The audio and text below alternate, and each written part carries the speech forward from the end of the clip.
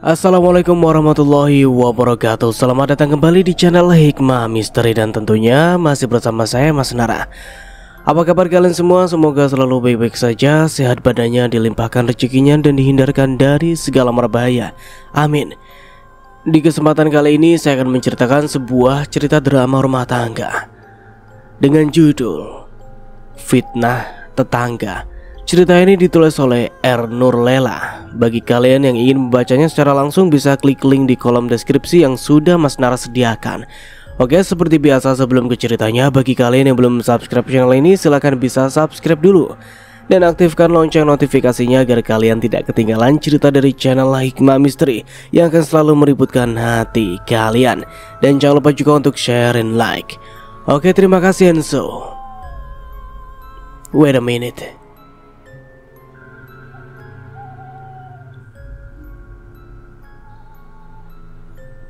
Sebulan yang lalu, kami resmi menempati perumahan ini.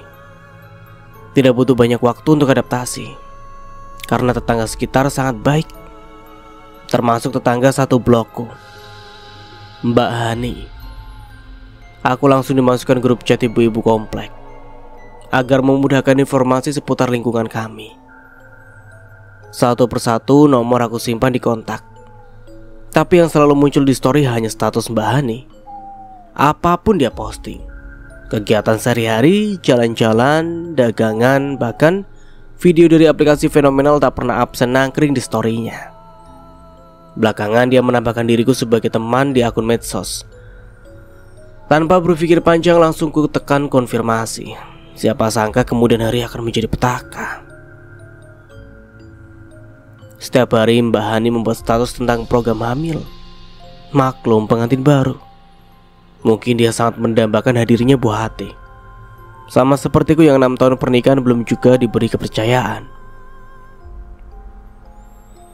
Suatu pagi dia mengunggah hasil tes pack yang menunjukkan 2 garis merah. Tak lupa ucapan syukur dengan huruf caps lock dan full emoticon.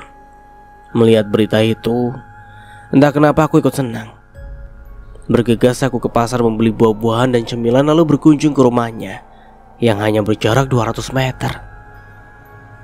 Mbak Hani menyambutku dengan ramah. Terlihat sekali kalau ia sangat senang. Beberapa kali ku dapat ia senyum-senyum sendiri. Ya Allah, apa rasanya hamil sebahagia itu ya? Begitulah. Setelah hamil pun Mbak Hani tidak pernah absen dari sosmednya. Ada saja bahan untuk status, termasuk foto selfie dengan perutnya yang masih datar dengan caption, "Baik-baik ya sayang." Ya, aku hanya menanggapi dengan senyuman. Semoga aku pun cepat menyusulnya, merasakan detak jantung lain dalam tubuhku, berbagi makanan dengan makhluk kecil yang mendiami rahimku. Semoga. Tak terasa sudah waktunya ia melahirkan. Sebelum masuk ke ruang persalinan ia sempat membuat status. Bahkan aku yang ikut menemani di rumah sakit diminta untuk mengambil foto dirinya yang sedang meringis menahan kontraksi. Sang suami pun tak lepas dari ponsel yang merekam video. Aku sempat berpikir aneh. Ya, tapi mungkin itu kenangan untuk mereka saja. 1 jam menunggu akhirnya pecahlah suasana mencekam oleh tangisan bayi laki-laki. Kulihat Mbak Hani dan suaminya sangat bahagia.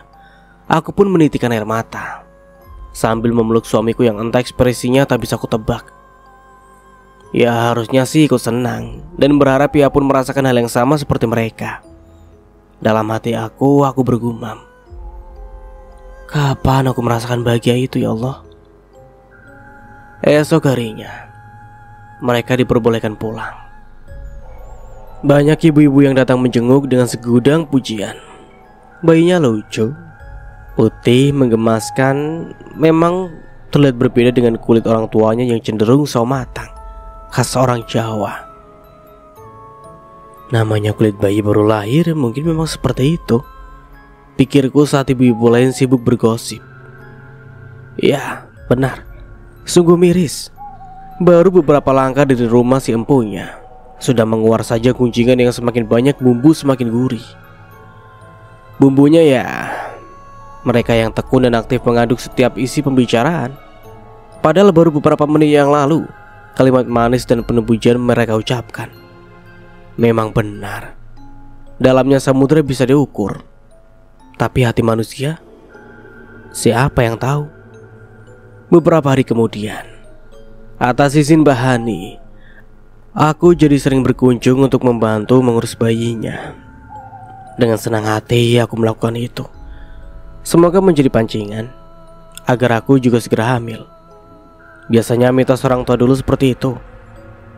Tapi bagiku niat utama adalah membantu. Hari ini Ali, nama anak Mbah Hani, tepat berumur 1 bulan. Aku mengirim pesan padanya. Tidak bisa main karena masuk angin dan flu. Takut menulari Ali. Mbah Hani hanya membaca pesanku. Terlihat dari statusnya yang centang biru. Sampai 1 jam kutunggu tak juga dibalas. Mungkin dia sedang sibuk, batinku. Setelah pekerjaan rumah selesai, aku rebahan di kamar. Ku buka aplikasi medsos untuk mengusir rasa jenuh. Di beranda aplikasi biru tersebut langsung muncul akun Mbah Hani yang sedang siaran langsung. Aku yang tadinya ingin melewati tayangan itu tiba-tiba tertarik. Ada Ali yang sedang tiduran di bouncer dengan lucunya, dan Mbah Hani terlihat memegang sesuatu. Astagfirullah. Sendok dan pisang. Jangan-jangan Ali akan disuapi pisang. Aku langsung menelponnya. Ya, tapi tentu saja tidak diangkat. Bahkan dia reject. Dia lebih meneruskan aksi siaran langsungnya menyuapi Ali kecil dengan pisang. Banyak yang berkomentar. Rata-rata melarang Mbah Hani meneruskan aksinya. Tapi ia hanya bilang, saya dulu juga sebulan sudah makan pisang. Masih hidup kan? Sampai sekarang. Awalnya Ali terlihat antusias dengan sendok lucu berisi lumatan pisang itu. Sesendok, 2 sendok bayi itu mampu menelan pisang dengan pujian dari Mbah Hani. Suapan keempat, Ali terlihat kewalahan. Napasnya sesak dan batuk-batuk. Mbah Hani belum menyadari dan mengabaikan komentar orang-orang yang mengikuti live streamingnya. Hingga akhirnya Ali kecil terlihat kejang. Wanita itu panik dan langsung menggendongnya. Mencoba memberikan ASI, tapi tidak berhasil. Aku histeris. Bagiku Ali sudah seperti anak sendiri. Tidak, aku tidak ingin terjadi sesuatu dengannya. Segera aku matikan siaran itu dan berlari ke rumah Mbah Hani. Tak kuhiraukan sandal yang terbalik. Aku mengayunkan langkah dengan perasaan yang kalut. Tiba di sana, ia masih terlihat panik dan menangis sambil mengguncang-guncang tubuh bayi mungil itu. Sendok dan pisang tercecer di sekitar bouncer.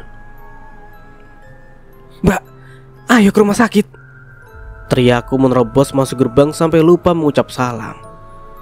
Segera aku ambil alih Ali yang mulai terlihat membiru, sedang ibunya menyambar kunci motor di atas meja dekat televisi. Kami segera ke rumah sakit terdekat dengan penuh harap Ali bisa terselamatkan. Masih terdengar isak tangis Mbah Hani dalam pelukan suaminya. Aku yang juga terpukul dengan kepergian Ali mencoba menenangkan. Jenazah bayi malang itu sudah dikebumikan. Tak ada lagi wajah imutnya. Maafkan tante, nak. Terlambat membawamu ke rumah sakit. Ratapku sambil menatap ranjang tempat tidurnya yang kini tak tercium aroma bayi. Iya, kami sedikit terlambat karena Mbah Hani yang panik sempat menabrak tukang sayur di pinggir jalan. Dan bodohnya, aku tak tahu cara menangani bayi tersedak, hingga Ali harus kehabisan nafas dan meninggal. Ali mengembuskan nafas terakhir dalam pangkuanku. Sudah 2 bulan sejak kepergian Ali, Mbah Hani lebih sering menutup diri di rumah. Namun anehnya, dia tetap tidak pernah absen dari medsos. Kali ini statusnya tentang kesedihan semua. Dari yang awalnya menuai banyak like dan komentar orang simpati, hingga tak ada sama sekali yang peduli. Aku termangu. Seingatku, sebelum pulang dari rumah sakit sehabis melahirkan, dokter banyak memberikan arahan tentang pentingnya ASI eksklusif dan bahaya empasi dini. Aku pun sering mengingatkan saat membantunya mengasuh Ali. Dan ya jawabannya selalu, "Halah, kamu punya anak aja belum? Gak usah kasih nasihat begitu." Ku tahan diri untuk tidak mendebatnya, karena aku khawatir ia stres dan mengalami baby blues. Tapi ternyata malah lebih parah. Ali meninggal karena diriku yang gagal meyakinkan ibunya tentang bahaya memberi makanan bayi sebelum waktunya. Setahun terakhir hubungan kami kurang baik. Entah kenapa Mbak Hani seperti menjauhiku. Bahkan saat aku main ke rumahnya, dia beralasan sedang sibuk di dapur. Aku pun mencoba maklum dan memilih pulang. Sore ini aku tersadar, ternyata sudah seminggu telat haid. Tak biasanya aku telat, karena siklusku selalu tepat 28 hari.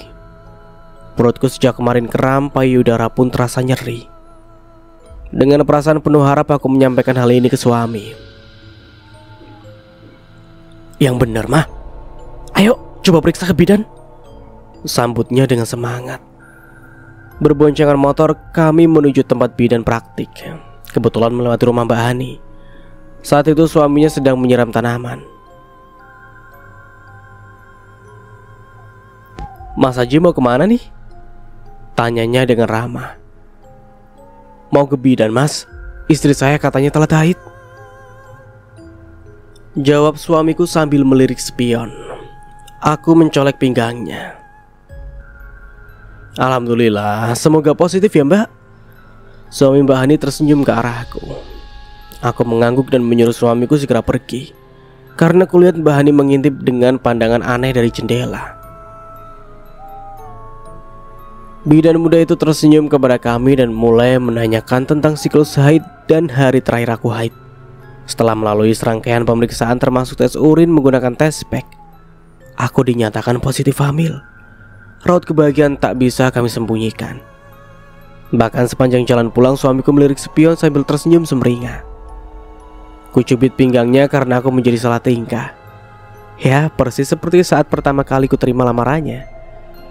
Menjelang minggu ke-6, aku mulai merasakan hal aneh. Bahagia, mual, pusing, bahkan terkadang malas sekali untuk mandi. Untung suami sangat peduli. Satu hal penting, ku tahan jari ini untuk tidak posting apapun terkait kehamilan ini. Aku takut menyakiti hati orang yang iri dan berakibat akan menjadi buruk untuk aku maupun janinku. Tapi aku hidup di tengah masyarakat yang telinganya selalu terbuka lebar. Mendengar bisikan semut sekalipun, kabar kehamilanku langsung tersebar ke penjuru komplek. Alhamdulillah, banyak ibu-ibu yang ikut senang dan mendoakanku yang baik-baik. Tak terkecuali Mbak Hani. Entah kenapa tiba-tiba dia berkunjung ke rumah. Tanpa berprasangka buruk, aku pun menerima pelukannya. Ia sangat senang dengan kabar kehamilanku. "Selamat ya nak, semoga aku juga cepat hamil lagi," ucapnya dengan haru. "Terima kasih mbak, amin. Oh iya, aku juga minta maaf atas sikapku selama ini. Sebagai gantinya, boleh ya nanti aku ikut momong bayimu?" Aku terdiam beberapa saat menanggapi permintaannya yang terlalu tiba-tiba. Namun akhirnya aku mengangguk setuju. Kupikir tak apalah, mungkin ia memang butuh teman untuk mengobati rasa sedihnya kehilangan Ali. Hari yang dinanti pun tiba. Aku berperang melawan rasa sakit yang luar biasa. 3 hari kontraksi hanya pembukaan 1. Aku terus berdoa semoga bisa melalui kesakitan ini dan segera bertemu bayiku. Hampir 2 jam mengejan. Akhirnya terdengarlah suara tangisan yang selama ini kudambakan. Hilang sudah semua rasa sakit. Bahkan saat 10 jahitan tanpa bius menyatukan luka sobekan. Mbak Hani dan suaminya ikut menemani. Ia terlihat senang dan meminta izin menggendong bayiku. Terbayang dalam angan, hampir 2 tahun yang lalu aku berada di posisi itu, sambil berandai-andai memiliki bayi sendiri. Alhamdulillah, Allah kabulkan doaku hari ini. Sesuai janjinya, Mbak Hani tiap pagi main ke rumah untuk menjaga Sidik, putraku. Aku pun jadi memiliki banyak waktu mengurus cucian dan pekerjaan rumah lain. Tatapan sayangnya kepada Sidik membuatku percaya bahwa dia tidak akan mengulang kesalahan yang sama. Tapi ternyata aku salah. Pagi ini entah kenapa firasatku tidak enak. Tiba-tiba teringat almarhum Ali. Kupandangi wajah Sidik yang bersih, tersenyum dalam tidur. Kupeluk tubuh mungilnya dengan sejuta kasih sayang. Bahani memanggil dari luar pagar. Aku meletakkan Sidik lalu bergegas membuka pintu dan menemuinya. "Sidik lagi apa, Nak?" "Ada di kamar, Mbak. Habis mandi, minum ASI terus tidur. Ayo, masuk aja," ajakku. Mbak Hani masuk seperti biasa langsung ke kamar menghampiri Sidik. Sekilas kulihat kantong celananya mengembang. Mungkin ponsel atau dompetnya, karena ia memang tidak pernah membawa tas kecil untuk menyimpan ponsel. "Saya jemur baju dulu ya, Mbak. Tadi mau ninggal Sidik kok nggak tega, makanya nunggu Mbak Hani." "Iya, Nak. Sana tinggal aja, biar aku jagain Sidik." Senyumnya sedikit dipaksa. Aku agak heran, apa dia nggak bosan? Aku segera ke belakang mengambil cucian yang belum sempat dijemur. Mendadak perut mulas, terpaksa ke kamar mandi dulu. Selesai buang hajat, kulihat Mbak Hani tidak ada di kamar. Sidik juga. Mungkin di teras, pikirku. Buru-buru kujemur baju, takut Sidik nangis minta ASI. Perasaanku kembali tidak nyaman. Sidik hari ini tepat 1 bulan. 10 hari lagi akan diadakan acara akikah. Setelah selesai menjemur, ku hampiri Mbak Hani dan Sidik di teras. Namun, Allahu Akbar, Mbak Hani. Aku masih menangis sesenggukan dalam pelukan Mas Haji. Persis seperti yang dialami Mbak Hani saat kehilangan Ali. Bedanya aku menangis karena Sidik masih bisa diselamatkan. Bayiku yang baru sebulan hampir saja mengalami nasib seperti mendiang Ali. "Sudah, Mah. Yang penting Sidik gak apa-apa. Coba maafkan Mbak Hani ya," ujar suamiku dengan lembut. Mbak Hani. Mendengar namanya membuat emosiku kembali meledak. Tangisku hilang. Dari notifikasi ponsel membuyarkan lamunan. Kubuka medsos yang ramai menyebut nama akunku. Ada apa ini? Terlihat sebuah video yang diunggah Mbak Hani. Sial, aku masih berteman dengannya. Ya Allah, aku terpekik histeris. Benda pipih itu terjatuh, membuat suamiku yang sedang menidurkan Sidik berlari menghampiri dengan panik.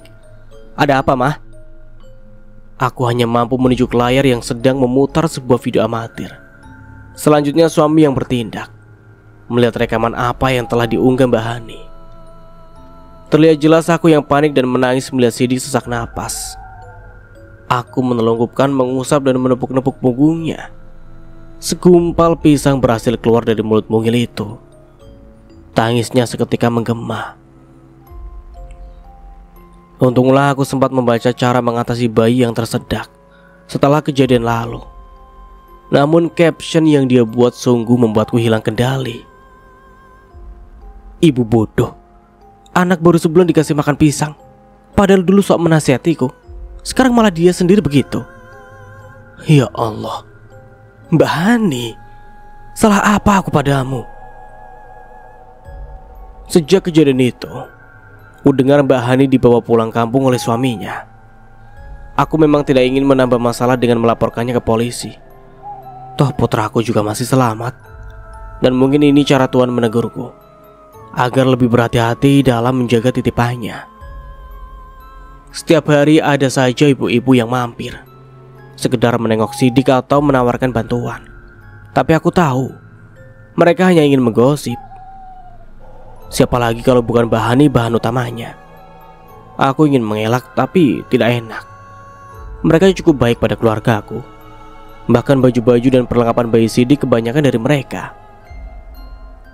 "Mbak Ratna, udah dengar kabar terbaru belum? Mbak Hani katanya di kampung kayak orang gila. Jadi dibawa ke rumah sakit jiwa sama keluarganya." tutur Bu Sardi sambil melipatkan baju Sidik. Astagfirullah Bu, Ibu tahu dari mana? Itu Bu Retno kan suaminya dari Jogja juga. Kebetulan mertuanya tetanggaan sama sepupu Mbak Hani. Katanya waktu sampai kampung dia nangis kayak anak kecil. Kadang kalau lihat bayi malah ngamuk-ngamuk gak jelas. Kan bikin takut orang. Jelasnya sambil bergidik. Aku manggut-manggut. Syukurlah sekarang bisa hidup tenang karena jauh dari tetangga satu itu. Memang dari awal kehamilanku gelagatnya sangat aneh. Tiba-tiba datang minta maaf dan bersikap manis setelah mendiamkanku berbulan-bulan tanpa sebab. Tangis Sidik membuatku pamit masuk rumah. Tak lama kemudian Bu Sardi pun undur diri. Untuk saja Sidik menolongku dari gibah siang ini, yang jika dilanjut akan semakin menggunungkan dosa. Hari-hari berlalu, aku mulai mencoba melupakan kejadian dengan Mbak Hani. Orang tua dan mertua bergantian datang menjenguk. Meski tiap hari mereka datang, aku harus terima segala rentetan nasihat yang terus diulang-ulang. Aku belum bisa ikut pulang ke kampung karena Sidik masih terlalu kecil. Perihal video di akun medsos Mbak Hani waktu itu suaminya, Mas Bilal. Ia sudah meminta maaf berkali-kali, bahkan menghapusnya. Tapi sayang, dalam 1 jam saja sudah terlanjur tersebar. Ribuan kali dibagikan dan jutaan kali ditonton. Beruntung semua tetangga komplek tahu kejadian yang sebenarnya. Dan aku tidak ada niatan untuk membuat video klarifikasi. Biarlah, aku tidak mengenal orang-orang di medsos itu yang menghujatku habis-habisan. Tapi lagi-lagi aku terlalu berbaik sangka. Sejak itu pula aku jarang sekali membuka medsos. Aku terlalu lemah membaca komentar negatif orang-orang tentang diriku. Bahkan banyak dari mereka yang mulai membuat tulisan dalam sebuah grup menulis, mengambil kasus dari video yang tak mereka tahu kejadian sebenarnya, dengan santainya menuangkan cacian dalam balutan kalimat manis demi mendapat pujian akan kemahirannya bermain kata. Hari Minggu, Mas Aji mengajakku ke salah satu mall ternama di Bekasi. Ini kali pertama setelah aku melahirkan keluar rumah untuk jalan-jalan, mata terasa segar memandang barisan baju-baju gamis kekinian. Mas Aji mengajak ke salah satu toko fashion muslim ternama dan memberiku kebebasan untuk memilih. Sidik yang terlelap di gendongannya dan aku dengan senyum merekah memilah deretan gamis polos berpita. Kupilih warna hitam dengan potongan mayung dan bertabur manik-manik silver yang elegan. Ini bagus kan ya, Pak? Tanya aku. Loh, kemana suamiku? Perasaan baru beberapa menit yang lalu duduk memangku Sidik.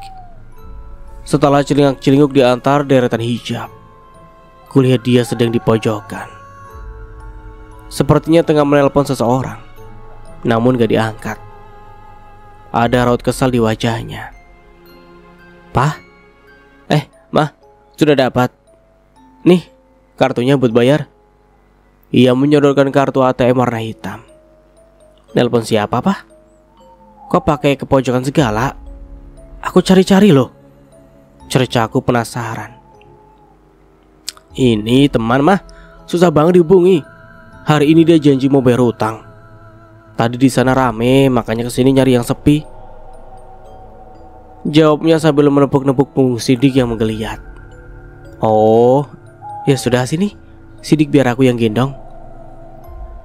Ketika membayar di kasir, terdengar beberapa orang bergumam cukup keras dari arah belakang. Kulihat mereka melihat layar gawai dan wajahku berganti-ganti.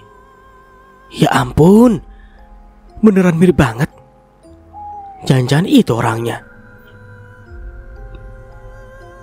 Celetuk salah satu dari mereka, wanita berginju merah. Iya, bayinya juga itu kan? Sama. Lihat nih. Ya untung masih selamat ya. Yang lain menimpali. Kutaksir umur mereka tak jauh beda denganku. Hanya pakaian mereka seperti anak muda kekinian, sedangkan aku bergamis syar'i. Suasana semakin tidak nyaman. Beberapa di antara mereka bahkan mengambil foto-fotoku tanpa izin. Mas Haji yang menyadari situasi ini segera menarikku keluar dari toko tersebut. Ya Allah, cobaan apa lagi nih? Isahku saat keluar dari mall. Sabar mah, mereka tuh orang-orang yang hidupnya gak tenang, selalu mencari hal-hal yang bisa menjadikannya terkenal lewat medsos. Gak peduli berita bohong atau hoax, asal bisa viral mereka bangga. Aku mencari masker yang selalu ada di dalam tas, lalu menutup wajahku agar tidak ada lagi kejadian seperti tadi. Ya Allah, apakah ini teguran untukku yang belum bersedia untuk mengenakan nikab?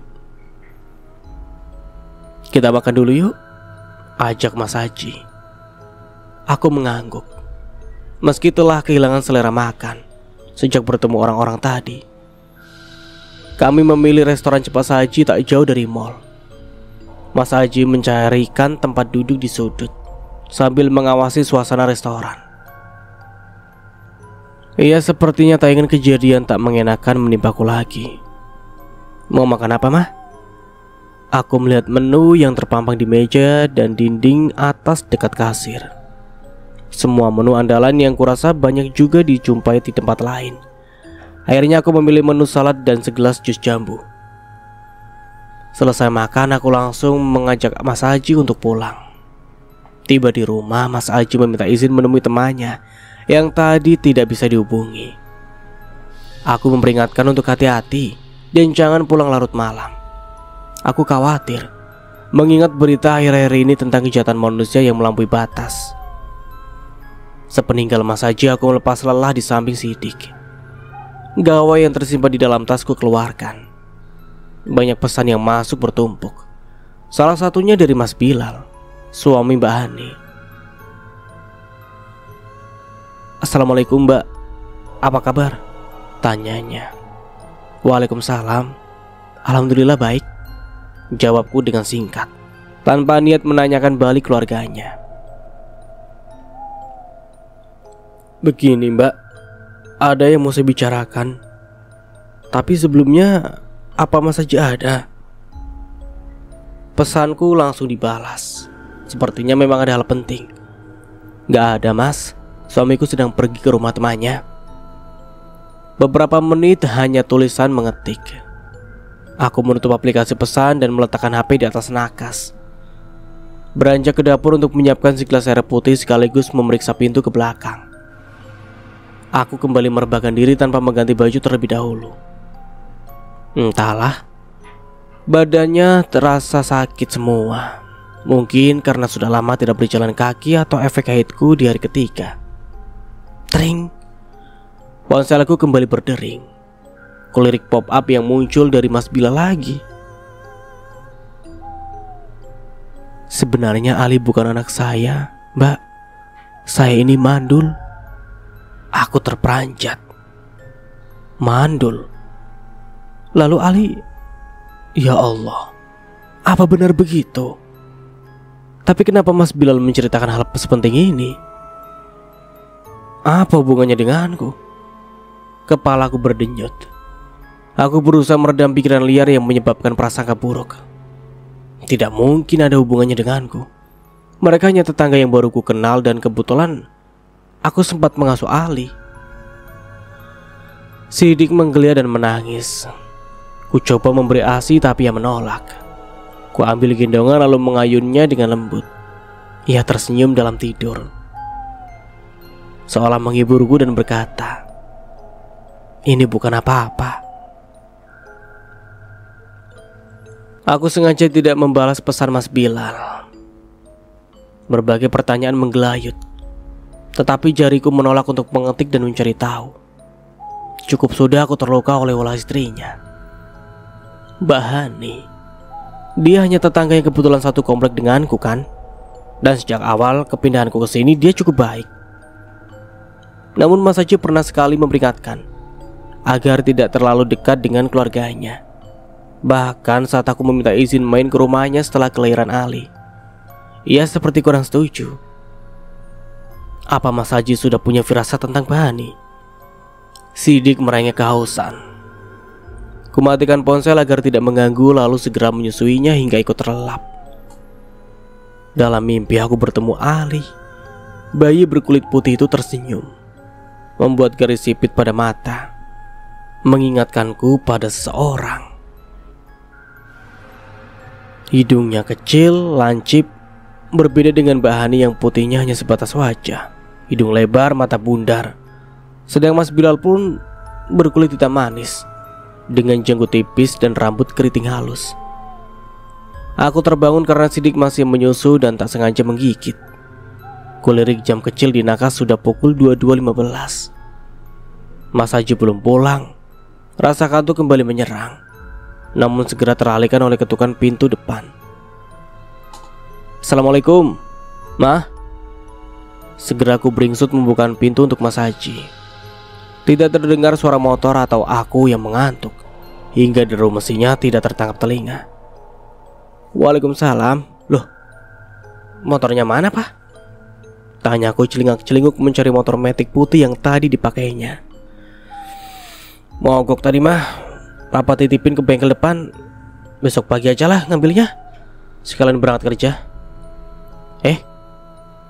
Kok belum ganti baju dari tadi? Mas Haji mengamati gamis yang memang dari mall tadi belum kuganti. Iya, tadi udah ngantuk banget.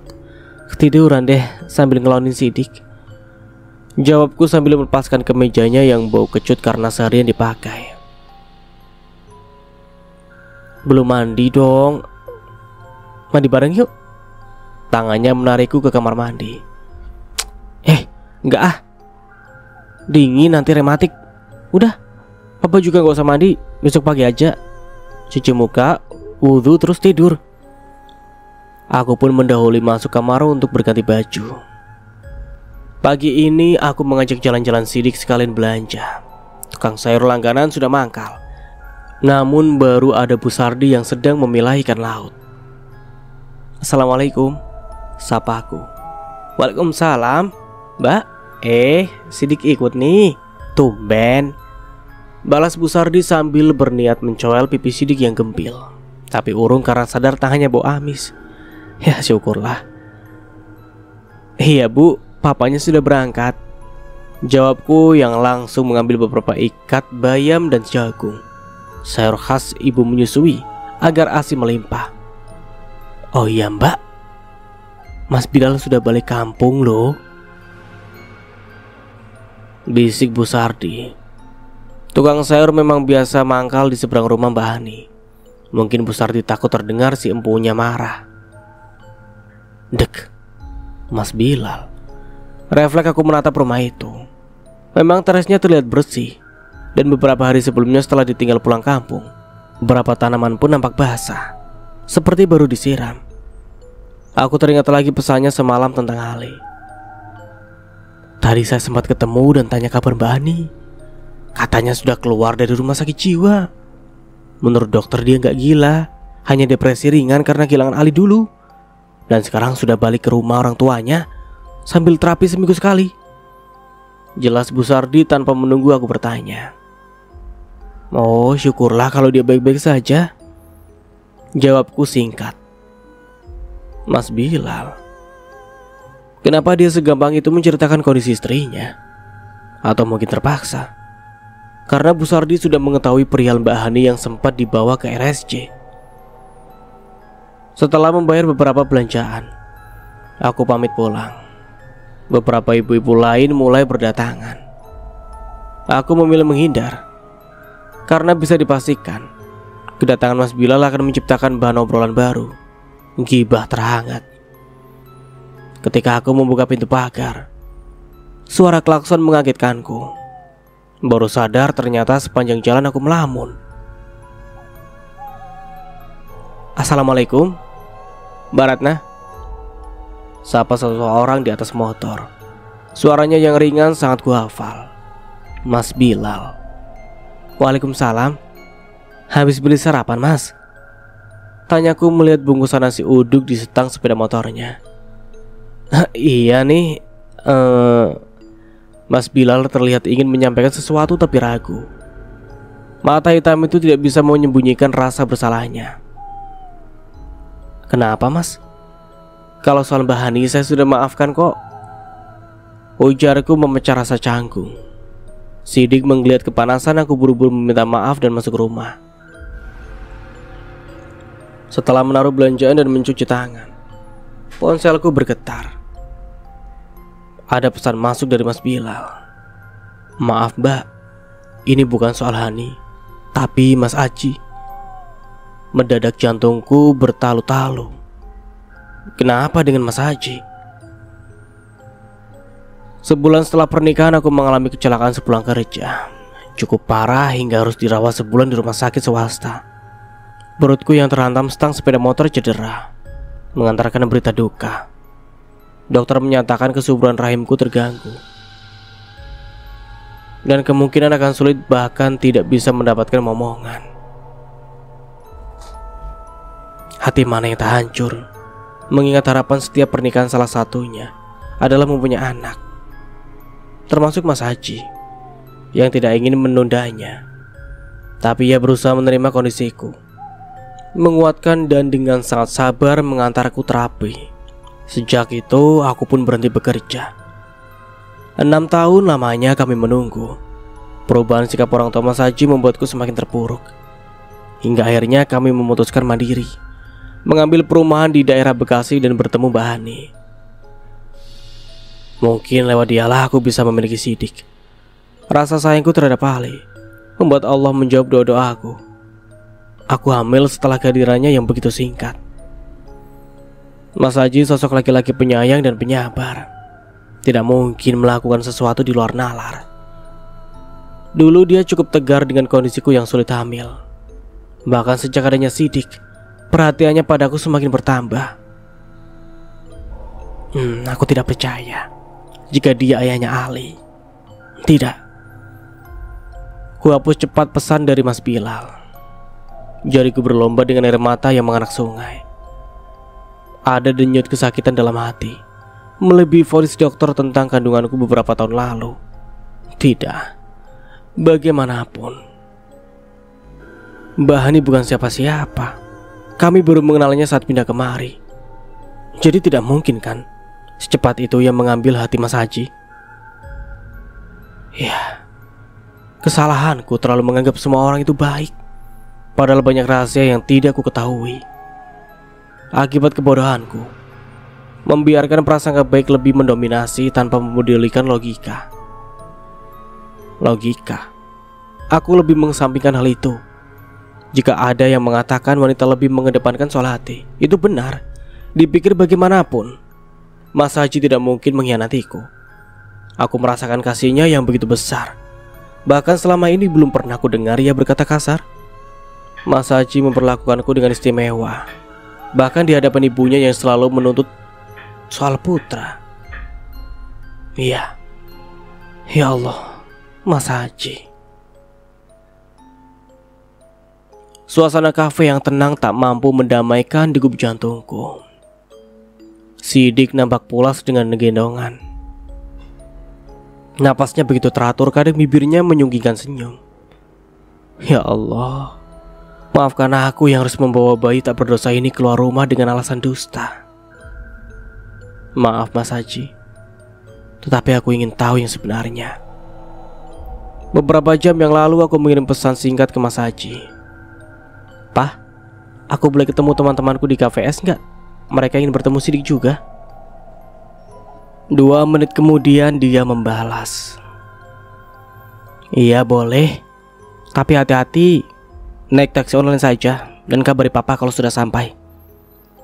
Aku mengirimkan emoticon love, lalu segera bersiap memesan taksi online lewat sebuah aplikasi. Hanya menunggu 5 menit, mobil warna hitam itu sudah datang. Aku segera naik sebelum ada tetangga yang melihat, karena pasti akan menjadi bahan pertanyaan. Kuciumi pipi Sidik yang putih kemerahan. Bentol gigitan nyamuk di dahinya kuusap lembut. Berkali-kali kubisikkan kalimat doa agar ia menjadi anak soleh, hingga seseorang datang menyapa. "Assalamualaikum, Mbak, sudah lamakah?" "Waalaikumsalam, belum kok, silakan duduk," jawabku lirih. Seolah takut ada yang mendengar. Aku merasa ada yang memperhatikan, tetapi entah siapa. Karena pengunjung lain hanya beberapa itu asyik bermain gawe masing-masing. Hanya ada dua muda-mudi di meja pojok sedang mengobrol. Itu pun aku tidak kenal. Aku memanggil seorang pelayan dan memesan 2 minuman. Frappuccino untukku dan cappuccino untuk Mas Bilal. Makasih mbak. Laki-laki itu mengangguk sebelum membuka tas punggungnya dan mengeluarkan sebuah map. Hatiku makin tak karuan saat 2 buah buku nikah terselip di sana. Namun Mas Bilal menunjukkan dokumen yang lain. Langsung saja ya mbak. Jadi sebenarnya saya dan Hani sudah 2 tahun menikah. Tapi orang-orang menyangka kami pengantin baru karena Hani selalu mengupdate status seolah kami pengantin baru. Kami pun baru di komplek itu selisih 3 bulan sebelum Mas Aji dan Mbak Ratna. Ia menghentikan bicaranya saat seorang pelayan membawa minuman pesanan kami. Melihat sikap Mbak Ratna terhadap Hani, saya rasa Mas Aji gak pernah cerita kalau Hani adalah teman semasa SMA-nya dulu. Bahkan yang memberi info ke Mas Aji tentang perumahan yang sekarang kalian tempati adalah Hani. Jadi mereka saling kenal. Hanya entah kenapa Mas Aji seolah tak mengenal Hani saat ada Mbak Ratna. Aku berusaha menahan gumpalan emosi yang menyumbat jalan nafas. Kuteguk minuman dingin di meja, sekedar mendinginkan kepala yang mulai berdenyut. Mataku sesekali melirik buku nikah di antara tumpukan kertas itu. Pernikahan saya dengan Hani melalui perjodohan orang tua dan juga hal lain. Hani tidak sepenuhnya mencintai karena kekurangan yang saya miliki. Ada raut kesedihan tergurau di wajah teduhnya. Dulu aku pernah merasakan hal itu saat ibu mertua menanggapku infertil. Tapi saya berusaha mempertahankan rumah tangga ini, apapun rintangannya. Saya mencintai Hani. Saya ingin yang terbaik dan kebahagiaan untuknya. Hingga hal itu terjadi. Mas Bilal mencari sebuah dokumen dari rumah sakit ternama di Jakarta. Surat keterangan hasil laboratorium tentang keberhasilan program bayi tabung. Mataku berkunang-kunang. Ada nama Mas Haji tertera di sana dan Hani. Bagaimana mungkin mereka bukan suami istri bahkan tanpa seizinku?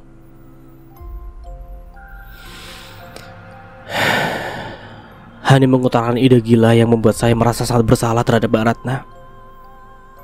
Dia menginginkan anak dari Mas Haji, orang yang dulu pernah ia cintai, melalui program bayi tabung. Dia dengan licik mengancam Mas Haji akan menyebarkan rumor bahwa mereka selingkuh.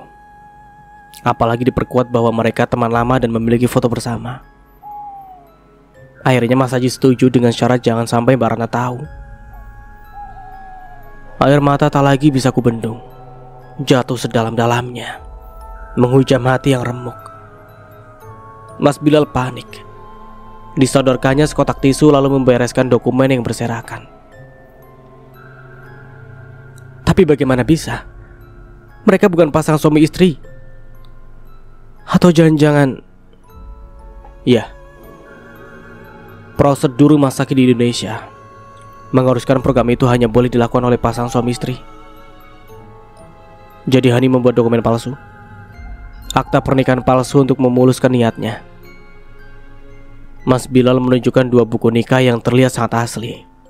Foto Mas Haji dan Mbak Hani terpajang di sana, lengkap dengan tanggal pernikahannya yang tentu saja palsu.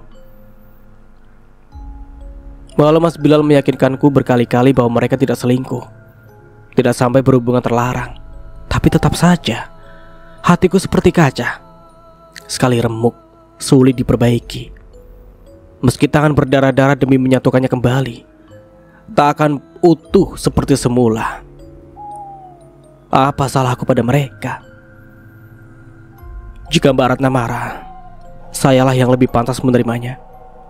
Saya tidak bisa mencegah kemauan Hani, karena ia selalu mengancam untuk menggugat cerai saya, dan saya tidak bisa. Demi orang tua kami dan juga... Mas Bilal menahan suaranya yang serak. Aku tahu ia sama terpukulnya denganku. Walau tentu saja aku korban terparah, sudah berdarah masih disiram cuka. Mbak Hani, Kenapa kau setega itu? Tak kusangka, di balik wajah putih yang kontras dengan kulit badannya, tersimpan hati yang busuk. Kukira ia hanya wanita biasa yang gila sosmed dan korban skincare abal-abal. Ternyata otaknya juga gila. Ingin rasanya melaporkan mereka ke polisi atas tindakan pemalsuan data, tapi aku masih mempertimbangkan nasib Sidik. Bagaimanapun ia masih membutuhkan kasih sayang seorang ayah. Dan Ali, apa aku terlalu egois jika menganggap kepergiannya adalah yang terbaik? Setelah tak ada lagi yang perlu dibicarakan, aku pamit pulang. Sudah waktunya Sidik minum ASI, dan aku lebih nyaman memberikannya di rumah. Mas Bilal berbasa-basi mengantarkanku pulang. Tetapi aku sadar, itu hanya akan menjadikan masalah semakin besar, bahkan lebih besar dari yang kubayangkan. Karena tanpa kami sadari, ya, ada seseorang yang mengambil puluhan foto kami. Kemudian hari foto itu membuat permasalahan baru, menjadi fitnah kedua yang dilayangkan untukku. Taksi online yang kupesan berhenti di depan gerbang. Aku memberikan selembar uang biru dan bergegas turun lalu masuk ke rumah. Sidik sudah merengek minta ASI. Saat memutar anak kunci, kulihat sekilas tetangga kanan kiri mengintip dari balik jendela. Terlihat dari tirainya yang tersibak sedikit. Hanya pergi berdua dengan Sidik. Apa semenarik itu untuk diperhatikan? Aku tak peduli. Langsung ku bawa Sidik ke kamar, lalu membersihkan diri sebelum memberinya ASI. Pertemuan dengan Mas Bilal tadi masih menyisakan luka. Mas Haji, orang yang sangat kupercaya semudah itukah ia menuruti keinginan Mbak Hani?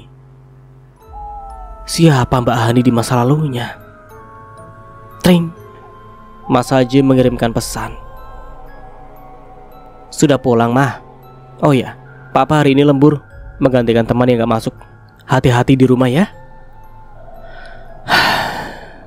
Aku menghela nafas yang sesak oleh air mata. Jariku hanya sanggup mengetik. Sudah, baru aja. Iya, Pak. Biasanya sederet kalimat panjang kuucapkan kalau ia lembur. Kali ini aku sangat bingung, kecewa, marah.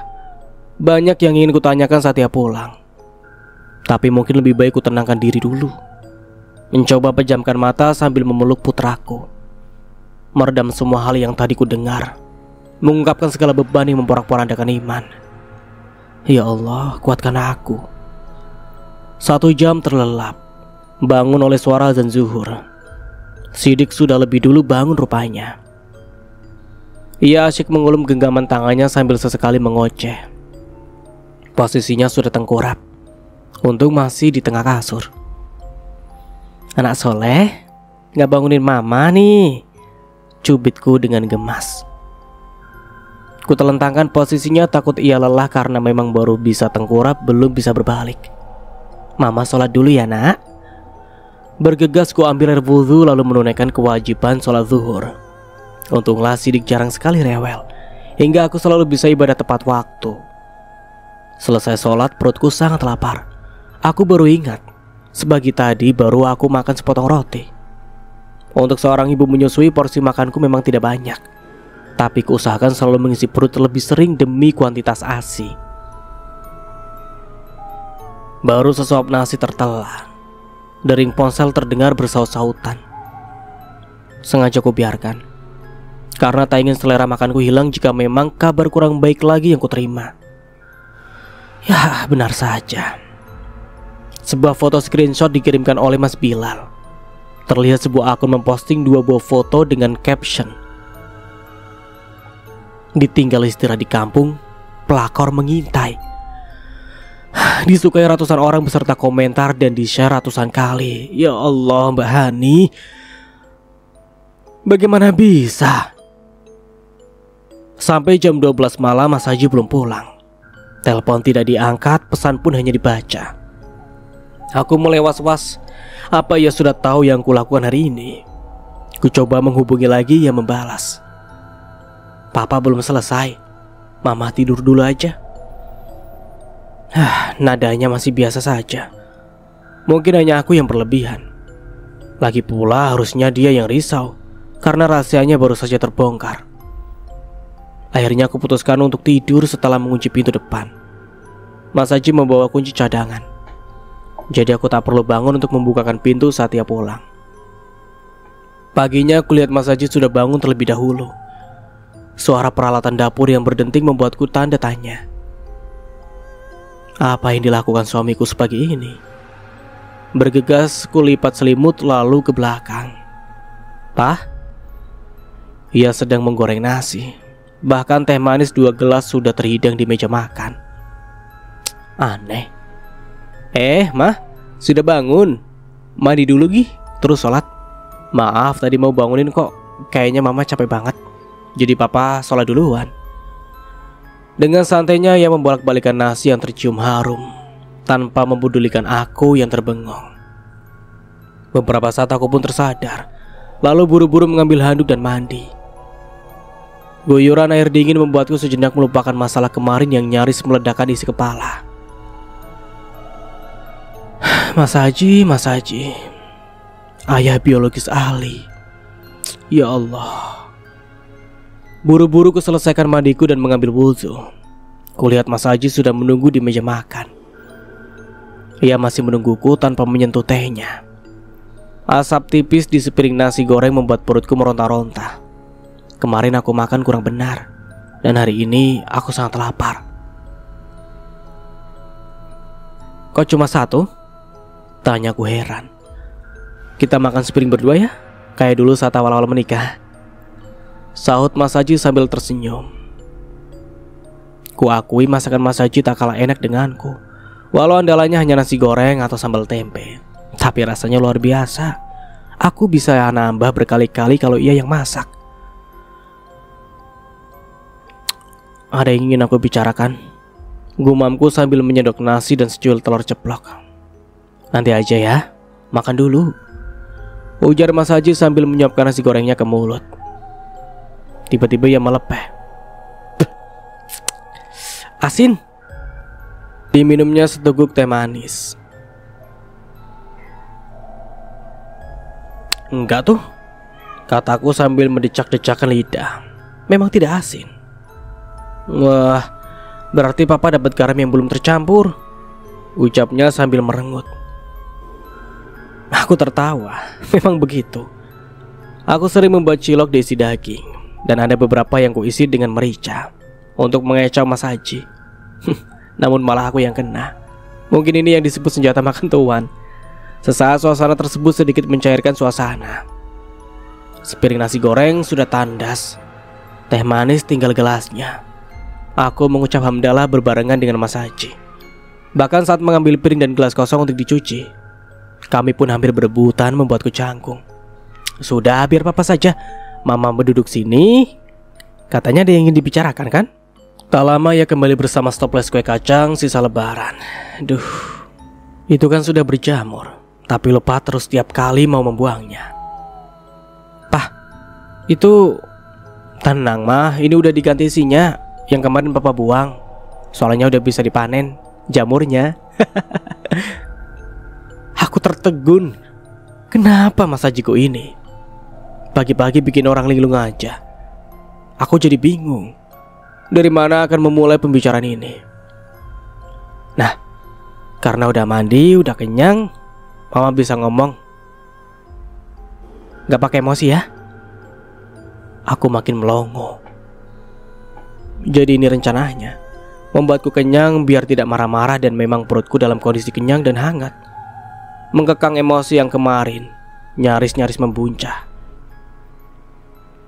Baiklah. Jadi papa sudah tahu apa yang kemarin aku lakukan? Tanyaku serius. Ku tatap matanya untuk meyakinkan bahwa dia sudah tahu atau hanya pura-pura gak tahu. Belum. Memangnya kenapa? Aku mendecak. Sepertinya Mas Haji sudah tahu, hanya ditutup-tutupi. Kemarin aku bertemu Mas Bilal, dan dia menceritakan semuanya. Kenapa, Pak? Kenapa kamu setega itu? Nadaku mulai meninggi, namun berusaha aku tekan agar tak membangunkan Sidik. Mas Haji masih dengan raut wajah tenang. Ini sungguh menyebalkan. Baiklah, akan Papa jelaskan. Ia mengusap wajahnya pelan. Jadi, dulu setelah Mama kecelakaan dan sulit untuk hamil, Papa berinisiatif untuk memeriksakan diri ke dokter. Jangan-jangan Papa yang menjadi masalah, bukan pada Mama saja, tapi Papa juga. Dan hasilnya kesuburan Papa memang kurang bagus. Saat Ibu selalu memojokkan Mama, diam-diam Papa menunjukkan hasil lab itu ke Ibu agar berhenti memojokkan Mama. Mas Haji terdiam di genggamannya tanganku. Hani memang teman SMA Papa, tapi sekarang kami gak ada hubungan apa-apa. Itu sebabnya Papa meminta Mama untuk jangan terlalu dekat dengannya, karena khawatir akan terjadi sesuatu. Benar saja, ia berusaha mencelakai Sidik. Aku masih terdiam. Menunggu penjelasannya adalah cara terbaik daripada aku yang terus bertanya dengan emosi. Suatu hari tak lama setelah kita pindah ke sini, ia diam-diam menemui Papa di luar, mengutarakan hal gila itu. Papa gak takut ancamannya. Justru Papa ingin memberinya pelajaran. Bayi tabung itu bukan anak Papa, tapi teman Papa yang waktu itu datang ke pernikahan kita. Orangnya putih, matanya sipit, dan sedikit tambun. Aku terperanjat. Benar juga, Mas Haji gak sipit, kulitnya pun gak terlalu putih. Ya Allah. Tapi kenapa bisa? Berarti Mas Bilal pun gak tahu. Hanya Papa dan teman Papa yang tahu kapan kita menukarkan sperma untuk bayi tabung itu. Jawabnya enteng, segampang itu. Bagaimana dengan orang itu, Pak? Kenapa dia mau? Aku masih tak habis pikir. Jangan khawatir, dia belum menikah dan terbiasa hidup di klub malam. Jadi dengan sukarela melakukan hal itu. Kalau Mama belum percaya, ayo kita temui Riko. Riko, iya, aku ingat. Pantas saja saat di mimpi aku seperti mengenal seseorang saat melihat senyum Ali. Ya Allah, kasihan sekali anak tak berdosa itu. Dia tidak tahu siapa nasabnya. Satu lagi, Mah, tolong pura-pura percaya saja apa kata Mas Bilal dan Hani jika suatu saat ia kembali. Sepertinya mereka memang sengaja ingin menghancurkan keluarga kita. Pesan Mas Haji dan foto yang diunggah Hani, Papa sudah tahu. Gak usah ditangkapin ya. Aku mengangguk, tidak percaya kalau akhirnya seperti ini. Mas Haji sangat dewasa menghadapi masalah rumah tangga. Aku sangat malu dengan diriku yang sempat tak mempercayainya. Sayangnya, ada satu hal lagi yang tidak diceritakan olehnya, tentang masa lalunya bersama Mbak Hani. Pagi ini terasa cerah. Setelah mengobrol dengan Mas Haji, aku seperti menemukan kepingan semangat baru. Setelah kemarin sempat menjadi puing. Seperti biasa, aku bersiap berbelanja dan Mas Haji yang belum berangkat kerja menjaga Sidik. Saat mengobrol tadi, kulihat matanya memerah, kurang tidur. Tapi enggan memejamkan mata walau beberapa jam saja sebelum berangkat, karena kangen sama Sidik. Tiba di tukang sayur, tidak ada ibu-ibu yang belanja. Mungkin aku yang datang paling awal. Sambil memilih udang yang masih segar, aku mengajak mengobrol emak penjual sayur yang sedang sarapan nasi uduk. Kok tumben sepi ya, Mak? Tanyaku karena setelah beberapa menit pun tak terlihat tanda-tanda mereka berjalan kemari. Tadi sudah ada Bu Sardi sama Bu Tuti yang belanja. Gak lama mereka pulang, Mbak Ratna datang. Jawab emak sambil ngemil kerupuk di nasi uduk yang alot, tersiram kuah sambal. Loh, emak udah tahu nama saya? Aku heran, karena seingatku pertama kali belanja di sini tidak memperkenalkan diri secara resmi. Lah, iya, ibu-ibu kan suka ngomongin Mbak Ratna. Ya, apalagi pagi tadi kayaknya semangat banget nyebut-nyebut nama Mbak Ratna. Cetusnya entah sadar atau tidak membicarakan aku. Apa yang mereka gosipkan pagi-pagi begini? Mereka ngomongin saya soal apa, Mak? Belum sempat dijawab pada seseorang yang menyapa. Assalamualaikum, Mbak Ratna. Aku terkejut. Suara laki-laki yang akhir-akhir ini sering kudengar. Mas Bilal. Waalaikumsalam, jawabku dan emak hampir bersamaan. Mas Bilal mau beli apa? Tanyaku sambil bergeser sedikit menjauh. Aku masih kaget karena tidak mendengar kedatangannya gara-gara mengobrol dengan emak. Cuma mau beli cabai sama tempe, Mbak. Tiba-tiba saya pengen sarapan sambal tempe. Jawabnya tersenyum. Aku tahu ia pura-pura melupakan obrolan kemarin karena ada emak. Aku pun enggan membicarakannya lagi karena Mas Aji sudah memberikan penjelasan yang sangat mengejutkan. Aku percaya padanya. Berapa semua, Mak? Tempe 5.000, cabai 5.000, 10.000 aja, Mas. Emak menjawab tapi matanya mencuri pandang ke arahku. Ada apa ya? Setelah kepergian Mas Bilal, datang Bu Atun bersama balitanya yang terlihat habis mandi. Mukanya penuh dengan bedak tak rata. Kalau kata bapak dulu mirip Nini Towok. Begitupun ibunya sama-sama berbedak tebal bergincu merah segar dan glossy. Aku yakin kalau ia minum di gelas lipstik tebal itu akan tertinggal di pinggirnya. Mbak Ratna, udah belanjanya? Sapanya dengan keramahan yang dipaksakan. Iya Bu, ini tinggal cabai sama tempe, jawabku dengan kalem sebisa mungkin. Wah, sama nih kayak Mas Bilal. Mau bikin sambal tempe juga, Mbak? Tiba-tiba Mak mencetus. Apa? Mas Bilal? Emang dia tadi belanja ke sini? Wah. Bu Atun terlihat antusias. Aku yang bingung hanya tertegun. Iya loh Bu, tadi tuh Mas Bilal kesini beli cabai sama tempe. Katanya mau bikin sambal tempe. Kasian ya, ditinggal Mbak Hani jadi apa-apa sendiri, kata Mak yang dilanjutkan dengan menyanyi. Masak sendiri, nyuci baju sendiri.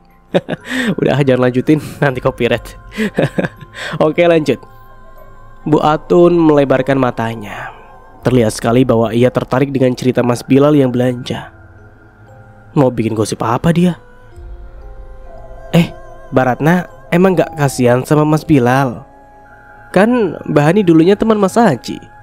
Masaknya sekalian dong, kasihan ke Mas Bilal, ucap Bu Atun. Matanya melirik-lirik antara aku dan emak. Apa maksudnya coba? Dari mana ia tahu kalau Mbak Hani teman Mas Haji? Aku saja baru tahu kemarin saat pertemuan dengan Mas Bilal di kafe. Merasa suasana makin panas, aku memilih pamit pulang. Ini juga sudah siang. Mas Haji pasti sudah mau berangkat kerja. Dari jauh aku masih mendengar Bu Atun teriak. Jangan lupa sayur buat Mas Bilal, biar makin akrab, Mbak. Dek. Seperti dengan sengaja menyindirku. Jangan-jangan mereka tahu kalau aku pergi dengan Sidik waktu itu untuk bertemu Mas Bilal diam-diam. Ya Allah, tapi mana mungkin. Tiba di rumah Mas Haji sudah bersiap-siap untuk berangkat. Sidik masih anteng dengan mainannya. Papa berangkat dulu ya, Mah. Hati-hati di rumah, gak usah keluar kalau gak penting, pesannya lalu mengecup dahiku. Iya, Pak. Papa juga hati-hati ya. Sepeninggal Mas Haji aku hanya termenung. Lebih memilih mematung di samping Sidik dan membiarkan belanjaan teronggok di meja. Suara ponsel membuatku meraihnya. Mencoba mencari tahu ada apa dengan tetangga-tetangga itu. Ku buka medsos yang beberapa hari nonaktif.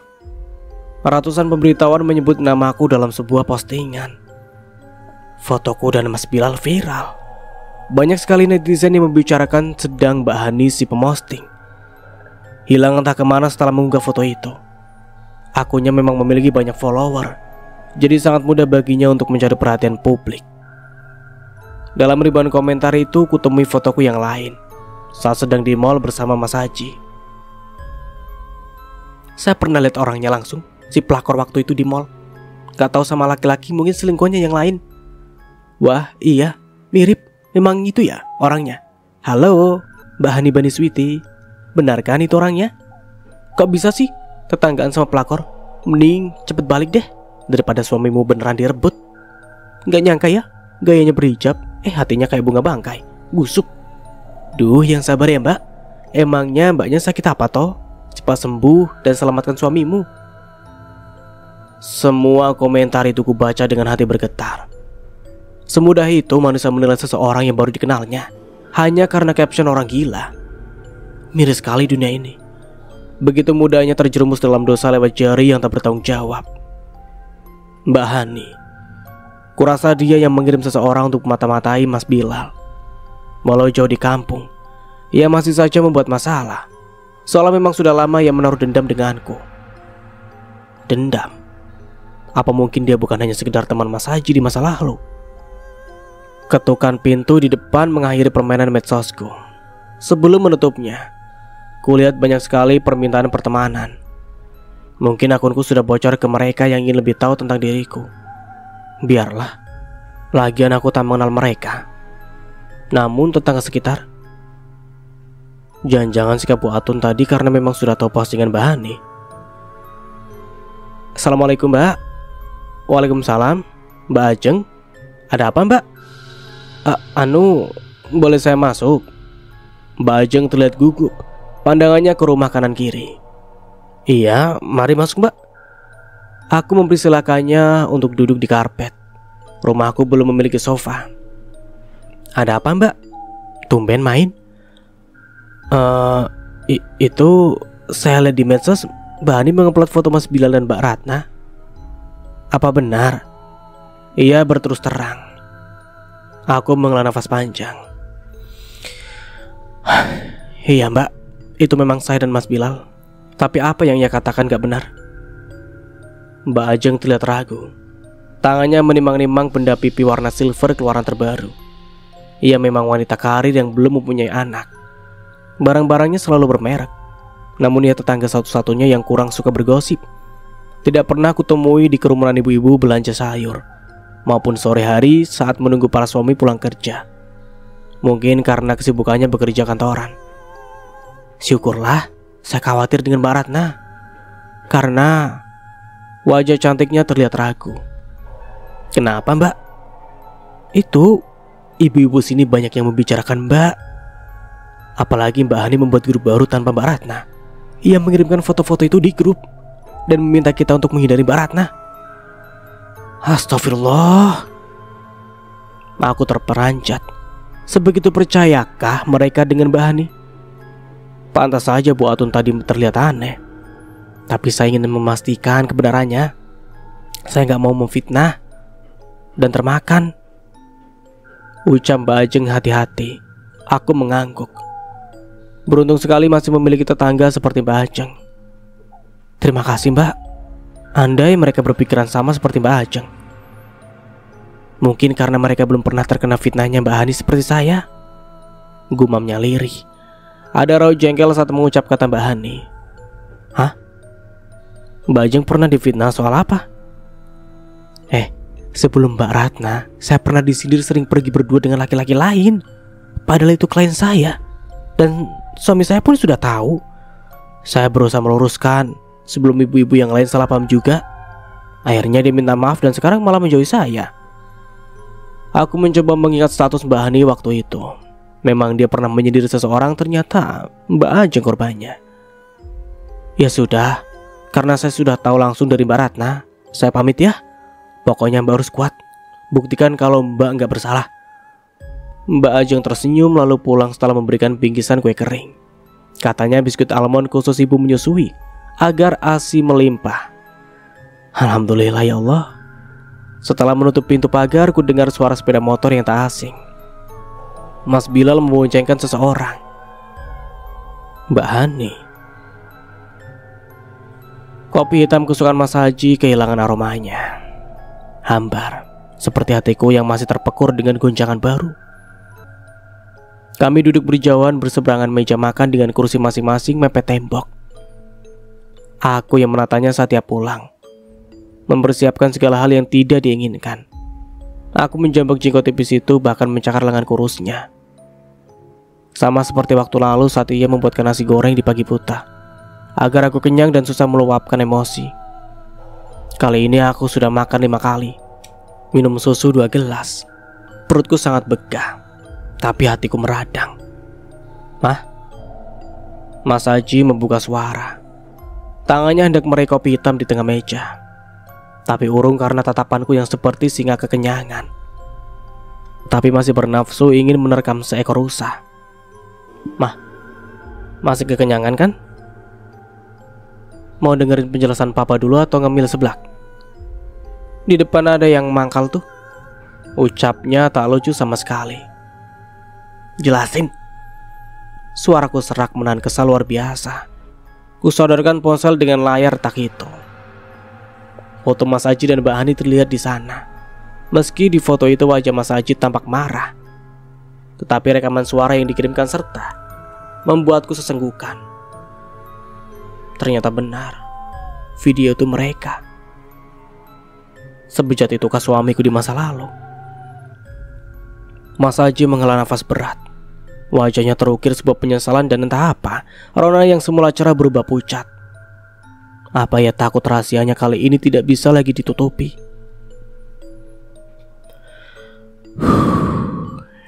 Hani dulu memang teman dekat papa saat SMA, tapi hubungan kami dilarang karena masalah orang tua. Ayahnya Hani meninggal saat menyelamatkan bapak yang terjebak kebakaran di gudang, tepatnya di gudang padi kami. Bapak selamat, tapi ayahnya Hani terkena lontaran besi panas di perutnya dan langsung meninggal di tempat. Sejak saat itu ibunya Hani membenci keluarga kami, kecuali Hani yang dari SMP menyukai papa. Ketika SMA, ia selalu mengejar-ngejar, merayu hingga menggoda. Lalu hal terlarang itu pun terjadi di gudang padi milik bapak yang baru. Hani menggodaku saat semua karyawan bapak pulang.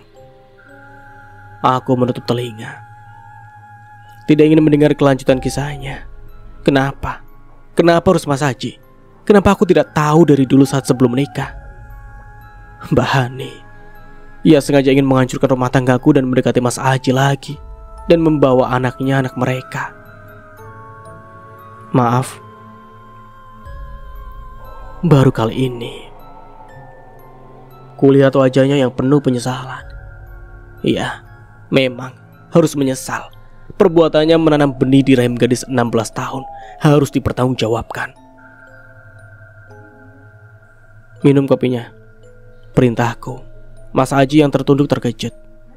Dengan gemetar ia meraih kopi hanya pitu. "Gak ada racunnya," jelasku kesal. Ia terlihat seperti tikus yang mengendus makanannya sebelum dikerat. Takut ada racunnya. "Ayo, pergi," ajakku setelah kulihat kopi itu tinggal ampasnya. "Kemana, Mah?" Mas Haji terlihat bingung. "Ke rumah mantanmu lah," ketusku. Aku bergegas keluar rumah setelah berusaha merapikan kerudung. Kubuka pintu pagar lalu melesat ke rumah Mbak Hani. "Mah, tunggu!" teriak Mas Haji dari dalam rumah. Aku mendengus kesal lalu menoleh. "Apalagi? Kamu masih mau menghindar dari masalah?" "Bukan. Ini CD ketinggalan. Atau memang mau ditinggal?" Laki-laki itu menggendong sidik dengan satu tangan seperti boneka. Aku segera merebutnya. Kami mematung di pintu pagar karena mendengar keributan dari dalam rumah. Mas Haji memandangku dengan ragu, sedangkan aku memilih untuk mendengarkan apa yang mereka bicarakan. Dari pintu yang terbuka, terlihat anak perempuan itu menangis sesenggukan. Badannya saja besar, tetapi pikiran dan tingkah lakunya seperti anak 5 tahunan. Sang nenek berusaha membujuk, tetapi tangisannya makin kencang. "Sudahlah Han, ibu tak pulang saja sama Cynthia. Kasihan dia, ndak betah di sini. Kamu bentak-bentak terus." "Bu, aku ini mau mempertemukan dia dengan ayah kandungnya. Sabarlah sedikit," ucap Hani dengan ketus. "Dari kemarin kamu bilang begitu. Emangnya siapa ayah kandungnya?" Mas Bilal yang biasanya lebih banyak diam kali ini angkat suara. Ia tidak tahan dengan sikap Hani yang uring-uringan. Aku menjawil lengan Mas Haji. Ia pun mengucap salam dengan ragu. Assalamualaikum. Mas Bilal langsung keluar. Waalaikumsalam. Mas Haji, Mbak Ratna, mari masuk. Ada apa ya? Ada rona keterkejutan di wajah Mas Bilal, namun ia berusaha bersikap normal. Saya ingin menyelesaikan semua masalah hari ini juga, terangku dengan wajah serius. Mas Haji memegang pundakku, takut aku kalap mungkin. Masalah? Mas Bilal terlihat gugup sambil celingak-celinguk. Kenapa malah dia yang seperti itu? Apa dia takut akan membawa polisi untuk menangkap istrinya? Atau malah petugas RSJ berseragam putih? Boleh kami masuk? Kayaknya gak enak kalau di sini dilihat tetangga, bisik Mas Haji dengan canggung. Oh, iya masuk, silakan. Kami pun duduk di teras disambut ibunya Mbak Hani yang terlihat sangat terkejut saat memandang Mas Haji. Kamu anaknya Abidin, teriaknya emosi, sangat berbeda dengan perempuan kalem yang kemarin aku temui di toko. Iya, dia Mas Haji, suami saya, dan ayah dari Cynthia, cucu ibu. Jelasku bergetar menahan tangis. Mas Bilal kaget, tetapi tidak dengan wanita bersanggul itu. Ia sepertinya malah mengamatiku tak percaya, sambil mengingat-ingat sesuatu. Sudah kuduga dari dulu. Kamu yang menghamili Hani, geramnya. Tangan kurus itu terkepal, siap melayangkan tinju ke wajah Mas Haji. Bu, sabar ya, kita bicarakan baik-baik, bujuk Mas Bilal menenangkan. Memang ya, keluargamu itu dari dulu ndak ada habisnya bikin masalah. Ibu Mbak Hani terduduk lemas di kursi. Mas Bilal masih mencoba menenangkan dengan mengusap bahunya. Ada apa ini? Suara Mbak Hani membuatku enggan menoleh. Menatap wajahnya yang selalu berpoles bedak putih sangatlah memuakkan, apalagi setelah tahu bahwa dia masa lalu suamiku. Hani, apa benar dia ayahnya Cynthia? Tanya Mas Bilal dengan tenang. Cukup salut dengan sikapnya yang kalem, mengingat masa lalu dan kelakuan istrinya yang sekarang. Iya, dan mulai sekarang dia harus bertanggung jawab, tukasnya sambil menunjuk wajah Mas Haji. Saya akan bertanggung jawab membiayai kebutuhan Cynthia, tapi setelah yakin bahwa dia anak saya, saut Mas Haji tak kalah tenang. Mbah Hani melotot, tidak terima dengan keputusan Mas Haji yang masih meragukan Cynthia. Lalu kamu mau apa? Tes DNA? Uang dari mana, ha? Teriak Mbah Hani. Aku memeluk sidik, takut ia kaget dengan auman singa betina yang sedang meradang itu. Iya, rambutnya yang disemir pirang itu mirip singa, acak-acakan dan kusut. Saya yang akan membiayai tes itu, cetus Mas Bilal yang tentu saja mengagetkan semuanya. Sejak mereka melakukan bayi tabung, aku baru tahu kalau Mas Bilal dari keluarga kaya. Namun entah kenapa mereka memilih tinggal di perumahan kecil seperti ini. Mbak Hani berdecak kesal. Harusnya ia bersyukur mempunyai suami sebaik dan sekaya Mas Bilal. Dasar singa. Apa? Bayi tabung apa? Tiba-tiba ibu Mbak Hani berdiri menatap kami. Mas Bilal lagi-lagi menepuk bahunya. Jadi, waktu itu kami memutuskan melakukan program bayi tabung, Bu, dengan Mas Haji sebagai ayah dari bayi kami. Jelas Mas Bilal hati-hati. Terlihat wajah wanita itu merah padam. Benar begitu, Han? Mbak Hani tidak menjawab, malah masuk ke kamar sambil membanting pintu. Cynthia yang tidak tahu apa-apa hanya tertegun memandang kami. Kalau begitu saya permisi dulu. Mas Haji menggamit lenganku.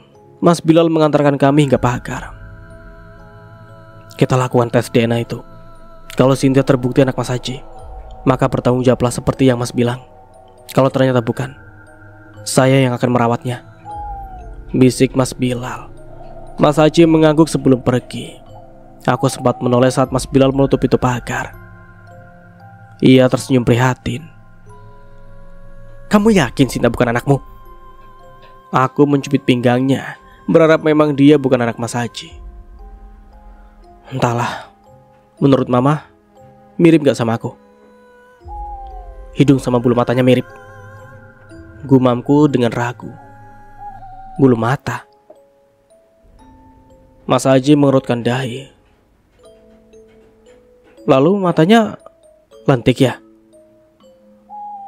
Aku semakin kesal. Setengah berlari ku tinggalkan ia yang berteriak menawariku jajan bakso. Aku tidak peduli. Aku mau lapar, lalu melampiaskan kemarahan padanya nanti. Cynthia, tes DNA. Bagaimana kalau hasilnya benar ia anak Mas Haji?